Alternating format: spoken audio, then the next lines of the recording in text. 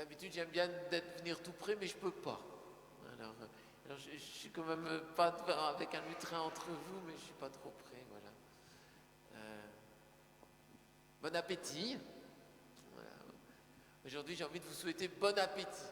Est-ce que vous avez faim? Alors, je ne sais pas si vous avez déjà testé ça, mais quand on a mangé beaucoup et tout ça, et qu'on mange, on mange comme ça, mais si on n'a pas mangé pendant 2-3 jours comme ça, hein, et puis que tout d'un coup, là, on est invité à table, on mange avec plus de goût, plus de joie. Ça fait vraiment du bien de manger. Alors ici, j'espère que vous avez faim. Voilà. Et peut-être que tous ces moments où on n'a pas eu la messe, ça vous a donné faim. Et que vous venez avec beaucoup d'appétit en disant « Mais j'ai envie de manger Jésus, j'ai envie de le recevoir. » Aujourd'hui, je vous souhaite vraiment un bon appétit, que vous ayez vraiment faim.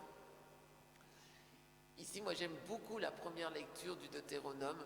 Je ne sais pas si ça vous a touché.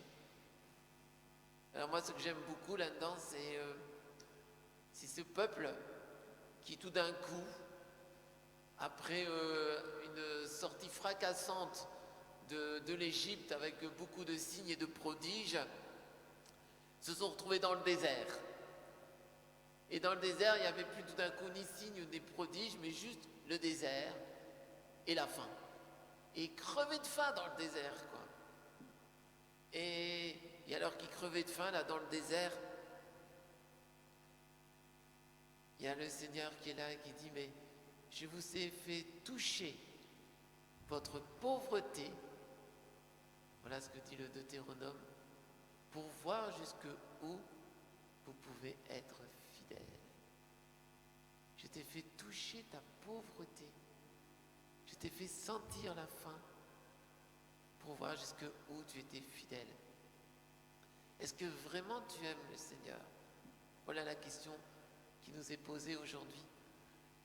Évidemment, quand tout va bien pour nous, ou quand Dieu fait des miracles pour nous à tire-larigot, c'est gai d'avoir le Seigneur.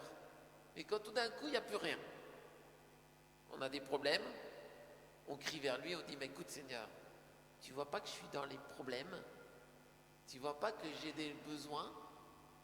Et toi, où es-tu » Alors la question qui est posée, c'est « En fait, toi tu viens et tu dis que tu m'aimes et que tu me sers. En fait, qu'est-ce que tu veux? Est-ce que tu m'aimes moi? Ou est-ce que tu m'aimes pour mes cadeaux? Est-ce que c'est vraiment à moi que tu es fidèle? Ou tu aimes juste ramasser les cadeaux que je te fais? Est-ce que vraiment tu m'aimes le jour où je ne t'en donne pas? Est-ce que c'est à moi que tu es fidèle? C'était ça l'expérience du Deutéronome. Et c'est la même chose que dit Jésus. En fait, l'histoire de Jésus, c'est juste après la multiplication des pains. Alors les gens, ils ont eu la multiplication des pains, ils ont même voulu faire de lui un roi. Puis d'un coup, il dit, mais vous vous trompez. Le jour où vous aurez faim, est-ce que vous serez encore fidèle? Est-ce que vraiment vous avez faim, d'une vraie faim? Est-ce que vous voulez juste de la nourriture? Ou bien c'est moi que vous voulez? Et en fait, vous savez, quand on vient à la messe, ça c'est censé être une table. Alors peut-être qu'elle ne ressemble pas à la table de votre cuisine, mais ça s'appelle un autel, mais c'est aussi une table. Et alors, les hosties, c'est censé être du pain. Alors peut-être que ça ne ressemble pas à votre tartine du matin, mais c'est quand même du pain.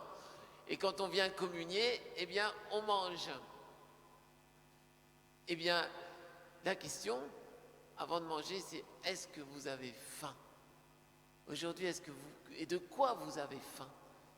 Qu'est-ce qui vous donne envie de manger? Est-ce que vous avez une faim plus grande que celle de votre ventre? Est-ce que vous avez faim de Jésus? Et peut-être, c'est quand même étonnant que le jour où on peut recommencer les messes, c'est le dimanche où on fête le Saint-Sacrement. Voilà, c'est ce dimanche-ci où on fête le pain dans lequel Jésus se donne. Comme s'il nous avait fait crever de faim là, depuis le mois de mars. Là. Et puis il dit, mais j'espère que vous avez enfin une grande faim de moi. Parce qu'aujourd'hui, moi je veux me donner à vous. Mais pour que vous puissiez vraiment me recevoir, il faut que vous ayez faim de moi de toute votre vie. Qu'est-ce que vous préférez? Mourir de faim ou mourir de Jésus? Voilà, c'est ça un peu aussi la question. Est-ce qu'on aime Jésus plus que notre vie?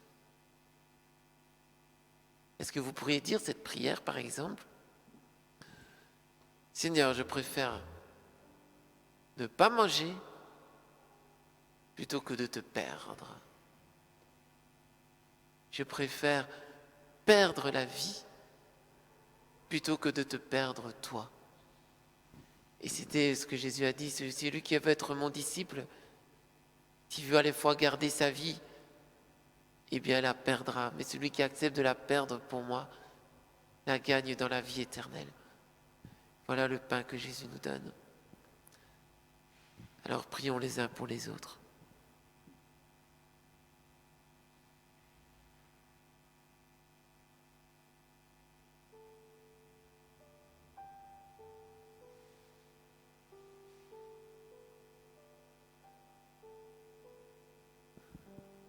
Seigneur, je voudrais te prier pour chacun d'entre nous.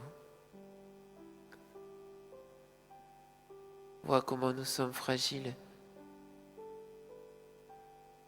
comment nous sommes prêts comme le peuple dans le désert, à si vite nous plaindre de tous nos malheurs, à si vite t'oublier et crier vers toi.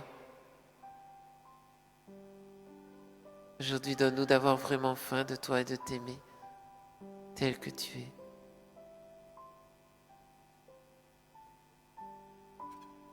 Seigneur, nous voulons aussi te prier pour tous ceux qui ne pourront toujours pas te recevoir aujourd'hui.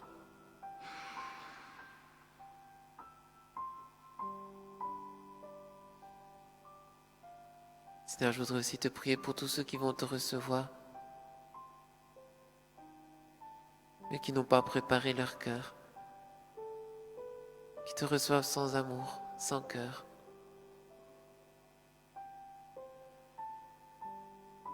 Donne-nous, Seigneur, d'avoir faim de toi et de te recevoir avec amour.